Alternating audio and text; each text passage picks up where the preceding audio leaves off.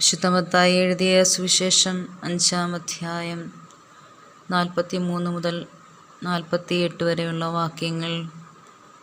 അയൽക്കാരനെ സ്നേഹിക്കുക, ശത്രുവിനെ ദ്വേഷിക്കുക എന്ന് പറഞ്ഞിട്ടുള്ളത് നിങ്ങൾ കേട്ടിട്ടുണ്ടല്ലോ. എന്നാൽ ഞാൻ നിങ്ങളോട് പറയുന്നു, ശത്രുക്കളെ സ്നേഹിക്കുവീൻ, നിങ്ങളെ പീഡിപ്പിക്കുന്നവർക്ക് വേണ്ടി പ്രാർത്ഥിക്കുവീൻ. അങ്ങനെ നിങ്ങൾ നിങ്ങളുടെ സ്വർഗസ്ഥനായ പിതാവിൻ്റെ മക്കളായി തീരും. അവിടുന്ന് ശിഷ്ടരുടെയും ദുഷ്ടരുടെയും മേൽ സൂര്യനെ ഉദിപ്പിക്കുകയും നീതിമാന്മാരുടെയും നീതിരഹിതരുടെയും മേൽ മഴ പെയ്യ്ക്കുകയും ചെയ്യുന്നു. നിങ്ങളെ സ്നേഹിക്കുന്നവരെ നിങ്ങൾ സ്നേഹിച്ചാൽ നിങ്ങൾക്ക് എന്ത് പ്രതിഫലമാണ് ലഭിക്കുക? ചുങ്കക്കാർ പോലും അത് തന്നെ ചെയ്യുന്നില്ലേ? സഹോദരങ്ങളെ മാത്രമേ നിങ്ങൾ അഭിവാദനം ചെയ്യുന്നുള്ളൂവെങ്കിൽ വിശേഷവിധിയായി എന്താണ് നിങ്ങൾ ചെയ്യുന്നത്? വിജാതീയരത് തന്നെ ചെയ്യുന്നില്ലേ? അതുകൊണ്ട് നിങ്ങളുടെ സ്വർഗസ്ഥനായ പിതാവ് പരിപൂർണനായിരിക്കുന്നത് പോലെ നിങ്ങളും പരിപൂർണരായിരിക്കുവിൻ. ഈശോയുടെ പരസ്യ ജീവിതത്തിൻ്റെ പ്രകടന പത്രിക എന്നറിയപ്പെടുന്ന ഈ സുവിശേഷ ഭാഗത്തിൽ 2 കാര്യങ്ങൾ ആണ് പ്രധാനമായും പ്രതിപാദിക്കുക. ഒന്നാമതായി ശത്രുസ്നേഹത്തിൻ്റെ പ്രാധാന്യം, രണ്ടാമതായി സഹോദരങ്ങളോട് കരുണ കാണിക്കേണ്ട ആവശ്യകതയും.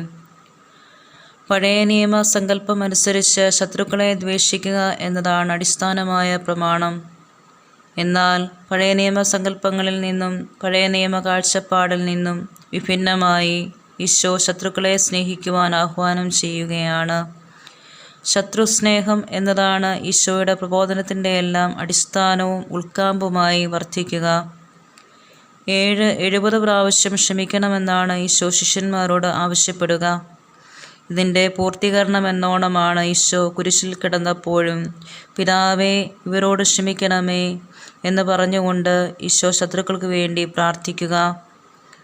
ഈശോയുടെ കാലടികളെ പിൻചെല്ലുന്ന ശിഷ്യന്മാരെല്ലാം ക്ഷമയുടെയും ശത്രുസ്നേഹത്തിൻ്റെയും വലിയ മാതൃകകളാണ് നമുക്ക് കാണിച്ചു തരിക. പ്രഥമ രക്തസാക്ഷിയായ എസ്തപ്പാനോസും തന്നെ കല്ലെറിഞ്ഞവർക്ക് വേണ്ടി പ്രാർത്ഥിക്കുകയും അവരോട് ക്ഷമിക്കുകയും ചെയ്യുകയാണ്.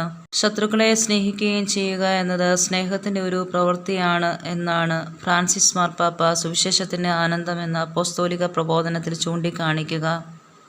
മാത്രമല്ല, ശത്രുസ്നേഹം സുവിശേഷവൽക്കരണത്തിൻ്റെ ഒരു അടയാളമായും ഫ്രാൻസിസ് മാർപ്പാപ്പ നമ്മളെ ഓർമ്മിപ്പിക്കുകയാണ്. വിശുദ്ധ പൗലോസ്ലീഹായുടെ കാഴ്ചപ്പാടനുസരിച്ച് ശത്രുക്കളെ സ്നേഹിക്കുന്നത് വഴി അവരിലുള്ള ശത്രുതയെ നിഹനിക്കാൻ സാധിക്കും. കരുണയുടെ പ്രാധാന്യത്തെക്കുറിച്ച് നമ്മൾ ഈ സുവിശേഷ ഭാഗത്തിൽ പറയുകയുണ്ടായി. മറ്റുള്ളവരോട് കരുണ കാണിക്കുക. ഈശോ രോഗികളെ സുഖപ്പെടുത്തിയതും കാരുണ്യത്തോടു കൂടിയാണ്. പാപികളോട് ഇടപെട്ടത് കരുണാർദ്രമായ ഹൃദയത്തോടു കൂടിയാണ്. കരുണയുടെ ഒരു മൂർത്തിഭാവമായിട്ടാണ് ഈശോയുടെ രൂപം നിലകൊള്ളുക. കാരുണ്യത്തോടുകൂടി നമ്മുടെ ജീവിതം മറ്റുള്ളവരുടെ മുമ്പിൽ നിലകൊള്ളുമ്പോഴാണ് ഈശോയുടെ ശിഷ്യരായി നമ്മൾ വർദ്ധിക്കുക. ഈശോയുടെ കരുണയുടെ മുഖം മറ്റുള്ളവർക്ക് മുൻപിൽ കാണിച്ചു കൊടുക്കുമ്പോഴാണ് നമ്മൾ ഉത്തമ ക്രൈസ്തവ ശിഷ്യരായി തീരുക. ശത്രു സ്നേഹത്തിലൂടെ വിരിയുന്ന ഈശോയുടെ കാരുണ്യം, ഇതിനെയാണ് നമ്മൾ ധ്യാനിക്കേണ്ടതും നമ്മുടെ പ്രബോധനങ്ങളിൽ രൂപപ്പെടുത്തേണ്ടതും. ശത്രുക്കളെ സ്നേഹിക്കുന്നതാണ് സഭയുടെ ശക്തി. സഭയുടെ മുഖമെന്ന് പറയുന്നത് പ്രതികാരത്തിൻ്റെ മറുതലിപ്പിൻ്റെ മുഖമല്ല, മറിച്ച് സ്നേഹത്തിൻ്റെയും കരുണയുടെയും മുഖമാണ്. അതിനാൽ സ്നേഹം കൊണ്ട് ബന്ധങ്ങളെ പണിതുയർത്തുവാൻ കഴിയണം. സ്നേഹരാഹിത്യത്താൽ വന്നുപോയിട്ടുള്ള ബന്ധങ്ങളുടെ പരുക്കുകൾ പരിഹരിച്ചുകൊണ്ട് ഈശോയുടെ സാന്നിധ്യം കൊണ്ട് ദിവ്യകാരുണ്യ സാധന കൊണ്ട് നമുക്ക് മുറിവേറ്റ അനുഭവങ്ങളെ സുഖപ്പെടുത്തിക്കൊണ്ട് മുന്നോട്ട് പോകാം.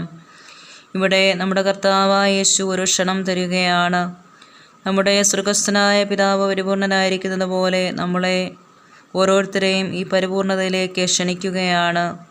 ആ ക്ഷണം സ്വീകരിച്ചുകൊണ്ട് നമുക്കും ആ പരിപൂർണതയിലേക്ക് വളരാം.